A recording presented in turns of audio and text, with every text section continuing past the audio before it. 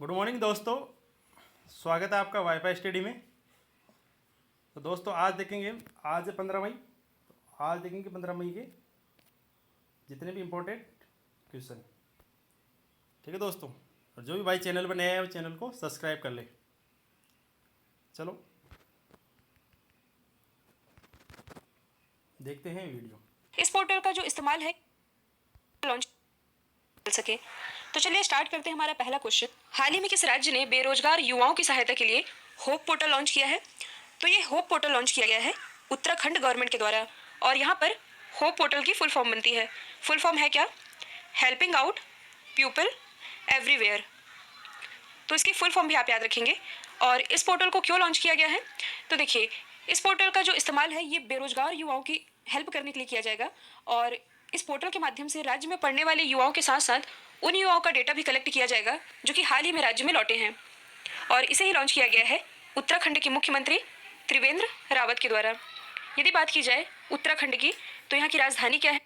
SSC के किसी भी एग्जाम को क्रैक करने का फॉर्मूला है कंसेप्ट्स को प्रैक्टिकली समझना। Being an all India rank 71 holder, मैं आपकी प्रिपरेशन को बनाऊंगा और आसान। Download the Unacademy learning app and use code SSC10 अपनी प्लस सब्सक्रिप्शन। क्या है? देहरादून। और देहरादून में कुछ समय पहले हेलीकॉप्टर समिट का आयोजन किया गया था। मुख्यमंत्री अभी मैंने बताया है त्रिवेंद्र सिंह रावत। गवर्नर कौन है? तो ये है बेबी रानी मौर्य। उत्तराखंड उच्च न्यायालय के मुख्य न्यायाधीश कौन है? तो ये है रमेश रंगनाथन। यहाँ से लोकसभा सीटें आती है 5, जबकि राज्यसभा सीटों की संख्या है कुल 3। उत्तराखंड में स्थित है ऋषिकेश, और ऋषिकेश में ही भारत के पहले ग्लास ब्रिज को बनाए जाने की मंजूरी दी गई है। तो ये आप याद रखेंगे। नेक्स्ट क्वेश्चन है, हाल ही में इम्यूनिटी बढ़ाने के लिए स्पिरुलिना ग्राउंडनट चिक्की ये किसके द्वारा विकसित की गई है? चिक्की आप सभी खाए होंगे। तो ये चिक्की डेवलप की गई है CFTRI के द्वारा। और CFTRI यानी कि central food technological research institute, या इसे हम हिंदी में कहते हैं केंद्रीय खाद्य प्रौद्योगिकी अनुसंधान संस्थान। और इस संस्थान ने कोविड-19 महामारी के बीच लोगों में इम्यूनिटी बढ़ाने के लिए इस चिक्की को डेवलप किया है, स्पिरुलिना ग्राउंडनट चिक्की। और ये जो चिक्की होगी ये पोषक तत्वों से भी शामिल होगी, जिसमें कि विटामिन A, बीटा कैरोटीन और आसानी से पचने वाले कोलिन शामिल होंगे। किस लिए लॉन्च किया गया है? इम्यूनिटी बढ़ाने के लिए। किसके द्वारा लॉन्च किया गया है? CFTRI के द्वारा। अभी मैंने इसकी फुल फॉर्म बताई है central food technological research institute. इसकी स्थापना की गई थी 21 अक्टूबर 1950 में। और ये है कहाँ? तो ये स्थित है मैसूर, कर्नाटक में। और प्रेजेंट टाइम में इसके डायरेक्टर कौन है? तो ये है डॉक्टर KSMS राघव राव। और अभी तक यदि आप लोगों ने ऑनलाइन स्टडी पॉइंट के GK ब्रह्मास्त्र PDF को परचेस नहीं किया है और करंट अफेयर के हाल ही में भारतीय पुरातत्व सर्वेक्षण की नई महानिदेशक कौन बनी है, या इसे हम हिंदी में कहते हैं आर्कियोलॉजिकल सर्वे ऑफ इंडिया, तो इसकी नई अध्यक्ष बन गई हैं वी विद्यावती। जो वी विद्यावती है इन्हें DG के रूप में अपॉइंट किया गया है 12 मई 2020 को। और ये 1991 बैच की कर्नाटक कैडर की IAS ऑफिसर हैं और यही बन गई हैं ASI की नई महानिदेशक। यदि हम बात करें ASI की यानी कि भारतीय पुरातत्व सर्वेक्षण की, इसकी स्थापना की गई थी 1861 में। इसका हेडक्वार्टर स्थित है नई दिल्ली में। अच्छा, कई बार एग्जाम में पूछा जाता है कि भारतीय पुरातत्व सर्वेक्षण की स्थापना किसने की थी? तो इसकी स्थापना की गई थी अलेक्जेंडर कनिंघम। यदि हम अदर ऑप्शन को डिस्कस करें तो नुपुर कुलश्रेष्ठ, यह भी हाल ही में ICG यानी कि इंडियन कोस्ट गार्ड की DIG बनने वाली पहली महिला बनी है। संगीता रेड्डी ये बनी है फिक्की की पहली महिला अध्यक्ष, जबकि चंद्रिमा शाह ये बनी है इंडियन नेशनल साइंस अकेडमी की पहली महिला अध्यक्ष। तो ये सभी आप याद रखेंगे। नेक्स्ट क्वेश्चन है, हाल ही में किस भारतीय मुक्केबाज को नाडा के डिसिप्लिनरी पैनल में फिर से शामिल किया गया है? तो ये भी हाल ही में शामिल किए गए हैं अखिल कुमार। देखिए, जो अखिल कुमार है इन्हें हाल ही में नाडा के डिसिप्लिनरी पैनल, या इसे हम कहते हैं अनुशासन पैनल, इसमें शामिल कर लिया गया है। और इन्होंने पहले भी यानी कि 2017 से लेकर के 2019 तक पैनल में इन्होंने अपनी सर्विस दी थी। और 2005 में इन्हें अर्जुन पुरस्कार से भी सम्मानित किया जा चुका है। यहाँ से एक टर्म इंपॉर्टेंट है नाडा। नाडा यानी कि नेशनल एंटी डोपिंग एजेंसी, इसकी स्थापना हुई थी 24 नवंबर 2005 में। ये स्थित है नई दिल्ली में। और इसके अध्यक्ष कौन है प्रेजेंट टाइम में? तो ये है नवीन अग्रवाल। और यदि आप करंट से रिलेट करेंगे तो कुछ समय पहले ही जो सुनील शेट्टी हैं बॉलीवुड अभिनेता, इन्हें नाडा का ब्रांड एम्बेसडर भी बनाया गया है। तो ये आप याद रखेंगे। और मैंने आप लोगों को बताया भी था, जैसे कि राष्ट्रीय स्तर पर होता है नाडा, वैसे ही वर्ल्ड लेवल पर होता है वाडा यानी कि वर्ल्ड एंटी डोपिंग एजेंसी, जिसका हेडक्वार्टर स्थित है मॉन्ट्रियल, कनाडा में। नेक्स्ट क्वेश्चन है, CAPF की कैंटीन में कब से केवल स्वदेशी उत्पाद बेचे जाएंगे? तो देखिए ये बेचे जाएंगे 1 जून 2020 से, यानी कि अभी से ही। देखिए जो केंद्रीय सशक्त पुलिस बल है, यानी कि CAPF, या इसे हम कहते हैं सेंट्रल आर्म्ड पुलिस फोर्स, इसने अपने सभी कैंटीनों में केवल स्वदेशी उत्पाद बेचने का फैसला किया है, जो कि 1 जून 2020 से देश के सभी CAPF कैंटीन पर लागू होगा। और इस पहल से लगभग 10 लाख CAPF कर्मियों के 50 लाख परिवारों को इसका लाभ होगा। अच्छा, यदि आपसे पूछा जाए जो CAPF है, यानी कि सेंट्रल आर्म्ड पुलिस फोर्स, ये किस मंत्रालय के अंतर्गत आता है, तो ये आता है गृह मंत्रालय के अंतर्गत। और प्रेजेंट टाइम में हमारे जो गृह मंत्री हैं अमित शाह जी, इन्हीं के द्वारा ये घोषणा की गई है कि 1 जून 2020 से अब CAPF के कैंटीन में केवल स्वदेशी उत्पाद ही बेचे जाएंगे। नेक्स्ट क्वेश्चन है, हाल ही में जारी वैश्विक ऊर्जा संक्रमण सूचकांक में कौन सा देश पहले स्थान पर रहा है? वैश्विक ऊर्जा संक्रमण सूचकांक, या इसे हम कहते हैं ग्लोबल एनर्जी ट्रांजिशन इंडेक्स, तो इसमें टॉप पर रहा है स्वीडन। देखिए जो स्वीडन है ये लगातार तीसरे वर्ष रहा है टॉप पर। दूसरे स्थान पर रहा है स्विट्जरलैंड, तीसरे स्थान पर रहा है फिनलैंड। और इम्पॉर्टेंट है इंडिया की रैंकिंग, और इस वर्ष इंडिया रहा है 74th पोजीशन पर, और पिछले वर्ष इंडिया इसमें था 76th पोजीशन पर, लेकिन अब आ गया है 74वें स्थान पर। और ये जो इंडेक्स है ये किसके द्वारा जारी किया गया? तो ये जारी किया गया था WEF के द्वारा, यानी कि वर्ल्ड इकोनॉमिक फोरम के द्वारा। इसकी स्थापना की गई थी 1971 में। हेडक्वार्टर कहाँ स्थित है? कोलोन, स्विट्जरलैंड में। और यदि आप करंट से रिलेट करेंगे तो अभी हाल ही में WEF के द्वारा क्रिस्टल अवार्ड 2020 प्रदान किया गया। और क्रिस्टल अवार्ड 2020 ये किसे दिया गया?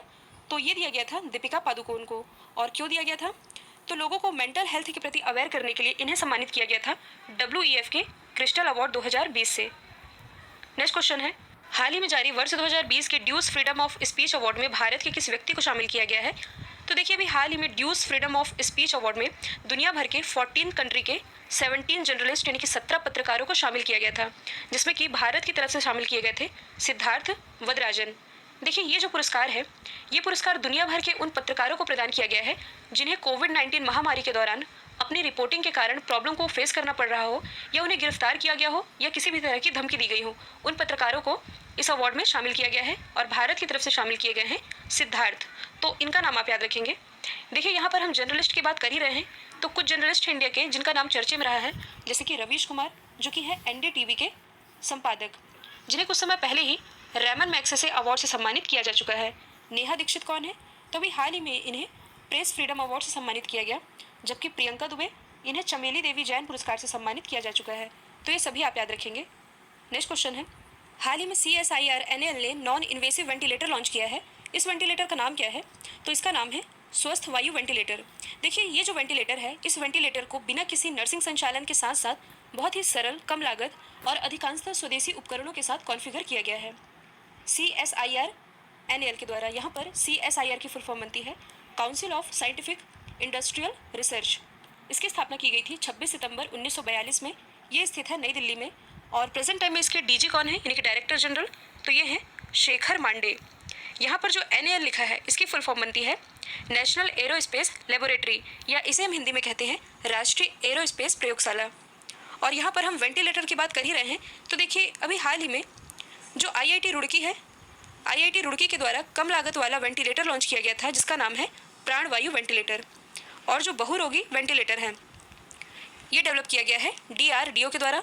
और इस वेंटिलेटर के माध्यम से एक यूनिट के थ्रू कई लोगों को सपोर्ट किया जा सकेगा, क्योंकि वेंटिलेटर की कमी हो रही थी भारत में, इसलिए DRDO के द्वारा बहुरोगी वेंटिलेटर डेवलप किया गया। तो ये सभी आप याद रखेंगे। नेक्स्ट क्वेश्चन है, हाल ही में किस देश ने रविंद्रनाथ टैगोर जी की 159वीं वर्षगांठ के उपलक्ष्य में तेल अवीव की सड़क का नाम बदलकर टैगोर स्ट्रीट कर दिया है? तो देखिए अभी हाल ही में ये किया गया है इजराइल के द्वारा। अभी हाल ही में यानी कि 8 मई को रविंद्रनाथ टैगोर जी की 159वीं जयंती मनाई गई है। ये भारत के प्रसिद्ध कवि हैं, आप सभी जानते हैं। और इन्हीं को श्रद्धांजलि देने के लिए इजराइल में जो तेल अवीव सड़क है इसका नाम बदलकर किया गया है टैगोर स्ट्रीट। देखिए सबसे पहले हम बात करेंगे रविंद्रनाथ टैगोर जी के बारे में। इन्हें 1913 में इनकी रचना गीतांजलि के लिए साहित्य के क्षेत्र में नोबेल प्राइज़ दिया गया था, और नोबेल प्राइज़ जीतने वाले ये भारत के पहले व्यक्ति थे। अब यदि हम डिस्कस करें इजराइल के बारे में, तो इजराइल की कैपिटल क्या है? यरूशलेम। करेंसी क्या है? Israeli new shackle. Present time में यहाँ के प्राइम मिनिस्टर कौन है? तो ये हैं बेंजामिन नेतन्याहू। और कुछ समय पहले ही यानी कि लगभग 1 वर्ष हो चुके हैं इस बात को, जो इजराइल है और USA है, इन दोनों ने ही अब यूनेस्को की सदस्यता छोड़ दी है। तो ये भी आप याद रखेंगे। नेक्स्ट क्वेश्चन है, हाल ही में ICCR ने कोविड-19 से लड़ने के लिए कौन सा सॉन्ग लॉन्च किया है? तो ये लॉन्च किया गया है यूनाइटेड वी फाइट। और देखिए ये जो गाना है, इस गाने को भारत के जाने माने कंपोजर, संगीतकार और सिंगर्स के द्वारा कोविड-19 के प्रति लोगों को अवेयर करने के लिए लॉन्च किया गया है। किसके द्वारा लॉन्च किया गया है? ICCR के द्वारा। ICCR यानी कि Indian council for cultural relation, या इसे हम हिंदी में कहते हैं भारतीय सांस्कृतिक संबंध परिषद। इसकी स्थापना भारत के पहले रक्षा मंत्री अब्दुल कलाम आजाद जी के द्वारा की गई थी। कब की गई थी? 9 जून 1950 में। ये स्थित है नई दिल्ली में।